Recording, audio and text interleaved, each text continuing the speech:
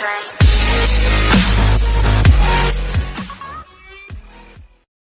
Thursday night, the Miami Marlins took the first step in a potential fire sale by moving second baseman Dee Gordon and international bonus pool money to the Seattle Mariners.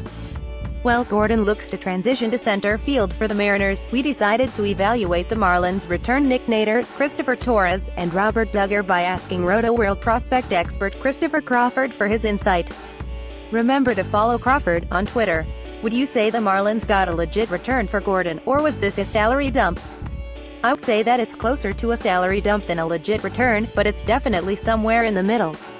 When healthy, Gordon has shown the ability to be one of the better contact hitters in baseball, and he still has the speed to be among the league leaders in steals.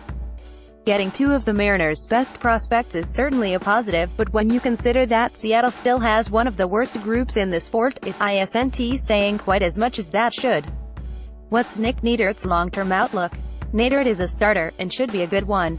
He has a plus change, some have given it plus grades, and he pounds the zone with 4 unique pitches that he commands as well as throwing them for strikes. The question is going to be if his 8,892 miles per hour fastball can play up with the change, and if either breaking ball is good enough to miss bats. If it is, he's a 3. If not, he's a 4, but a good, reliable 4. Can Christopher Torres be the Marlins' shortstop of the future? Defensively, I don't think there's any question Torres can. His actions are excellent, and he has the athleticism and arm strength to be a real asset in the field.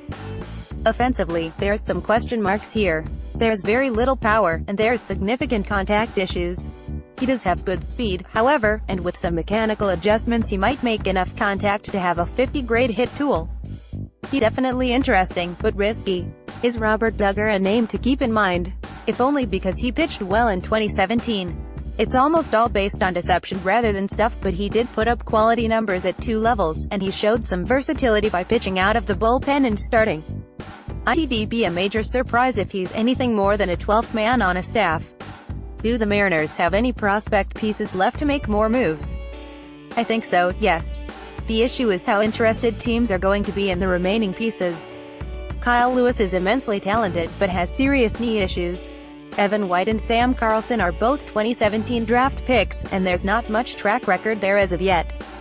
There's some other depth pieces, but in order to get another big-time player, a team is going to have to bet big on Lewis. So, there you have it. The Marlins didn't just give away Gordon. They did get a potential mid-rotation starter and perhaps a little more in return. Obviously the money saved was the main draw for the Fish. Consider the non-stop rumors about their desire to shed payroll, but they could have done worse here, all things considered. Many thanks to Crawford for taking the time to share his expertise. Again, remember to give Crawford a follow on Twitter.